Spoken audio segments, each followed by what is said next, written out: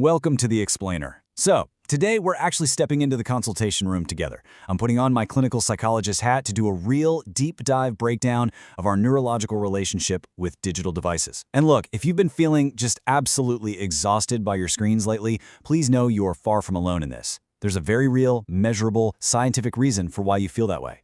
Let's get right into it. Let's start this session with a pretty simple intake question. Is your screen time actually helping you reach your goals, or is it just stealing your time? You know, as a psychologist, when patients sit down with me feeling burnt out, unmotivated, or just constantly anxious, this is exactly where we start. We have to look at those digital habits through a truly empathetic, clinical lens. Your feelings of digital fatigue? They are incredibly valid.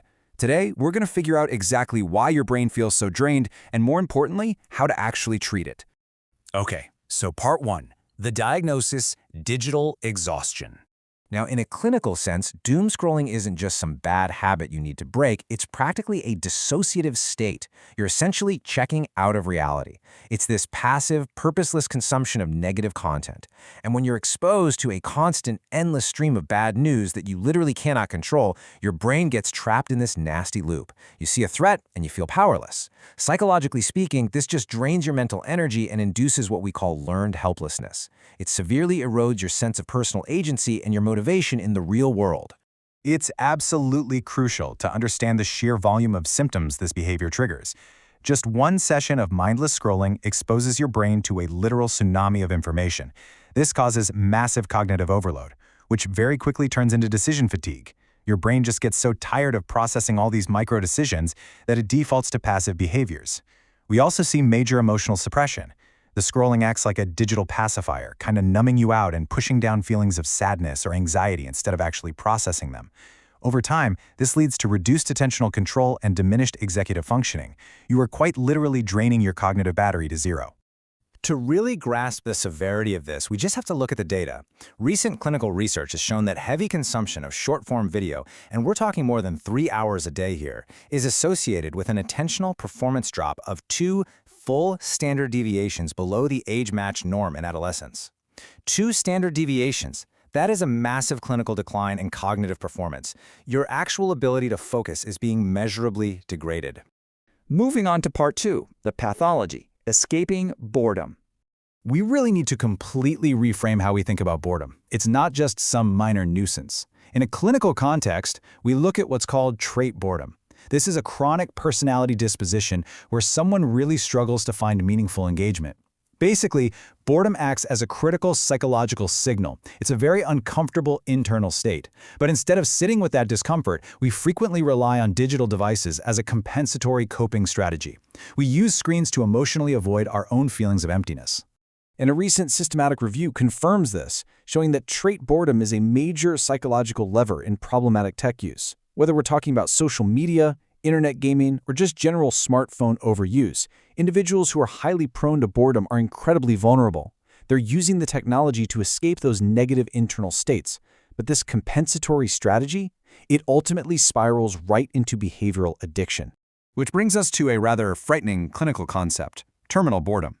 Constant overstimulation from our devices literally downregulates the dopamine receptors in our brains. It does this to protect against the flood of stimulation. But because of this physiological adaptation, normal non-digital activities, like reading a book or just taking a walk, they no longer provide enough of a dopamine signal to even be enjoyable. Activities without screens feel highly unpleasant. You become physically restless, totally unable to focus on real-world tasks. The cure you've been using for your boredom has actually destroyed your ability to tolerate it. That takes us to part 3, neurological reality, wanting versus liking. To truly understand what's happening, we have to look at the neurological split between wanting and liking. In clinical neuroscience, wanting is a craving. It's driven by your brain's dopamine system, creating this incredibly powerful compulsive urge to check your phone. Liking, on the other hand, is driven by the opioid system. That's the actual feeling of real satisfaction and enjoyment. Modern digital platforms are specifically engineered to maximize your dopamine-driven wanting, while completely ignoring your liking. That's exactly why you can scroll for 3 hours, feel this desperate urge to keep swiping, but feel absolutely miserable and empty the second you finally stop. And while your dopamine system is being completely hijacked, your prefrontal cortex, or the PFC, is being bypassed altogether. Now, the PFC is essentially the adult in the room of your brain. It handles logic, planning, and most importantly, impulse control. It's your brain's brake pedal. But constant, unpredictable digital interruptions, infinite scrolls, autoplay, these are specifically designed to circumvent the PFC. They exhaust your cognitive brake pedal so that you just keep acting on pure impulse rather than conscious intention. Next up is Part 4, Environmental Toxins, Addictive UX. There is a really stark difference between platforms designed for the traditional attention economy versus the emerging, ethically designed agency economy. Addictive design relies on bottomless, infinite feeds, high-arousal red notification dots, and forces the user right into a passive, impulsive state. Conversely, agency-focused design, which actually supports mental health, uses bounded or finite feeds with clear, stopping cues. It uses ambient soft glows that don't trigger anxiety, and it encourages an active, reflective user state. But the absolute most potent environmental toxin out there is the variable reinforcement loop. We often call it the slot machine effect. When you swipe down to refresh a feed, you have no idea what you're going to get, right? A funny video, breaking news, or maybe nothing at all. This unpredictable reward schedule is literally the strongest reinforcement in all of behavioral psychology. We are essentially carrying around pocket-sized slot machines. It keeps your brain in this state of perpetual seeking, heavily draining your dopamine levels and rapidly inducing that decision fatigue we talked about earlier. All right, Part 5, the treatment, intentional friction.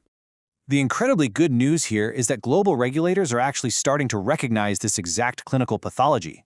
In fact, the 2026 EU Digital Fairness Act mandates the end of deceptive, addictive patterns like infinite scroll and autoplay.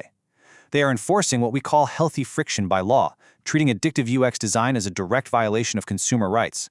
So, the world is waking up to the need for digital boundaries, and real structural changes are coming. So why is friction so important? Well, research shows that introducing just a tiny 3-second delay, just a simple, intentional piece of friction before an app opens, can reduce impulsive app opens by a massive 57%. Why? Because those 3 seconds give your prefrontal cortex, your brain's brake pedal, just enough time to wake up. It re-engages your conscious, logical thinking, letting you ask, wait, do I actually want to open this right now? Finally, Part 6, the prescription, finding flow. Now it is time to take action. Here's your step-by-step treatment plan to really resource your prefrontal cortex. First, add intentional friction. You can use apps that literally create a short delay before opening your most addictive social feeds. Next, restore your stopping cues. Turn off autoplay, and where possible, use web versions of apps that require clicking to the next page instead of infinitely scrolling. And finally, implement notification batching. Set your phone to only deliver non-essential notifications maybe 3 times a day. This completely stops that constant interruption tax on your brain. And research emphasizes that active self-control isn't just a nice-to-have. It's a critical protective factor against short video addiction. By implementing the steps we just discussed, you are consciously rebuilding the neural pathways of self-control that these algorithms have been systematically eroding. But listen, we can't just remove the bad stuff. We have to replace it with the good.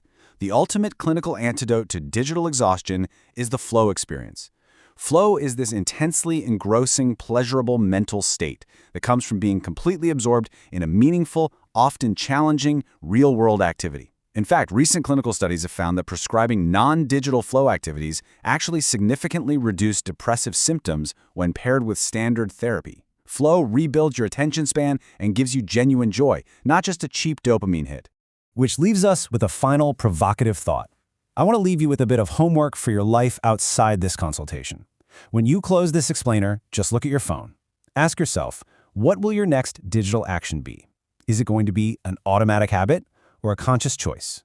Empower your prefrontal cortex. Put the device down, go find a real-world flow experience, and reclaim your mind. Thanks so much for joining me for this explainer.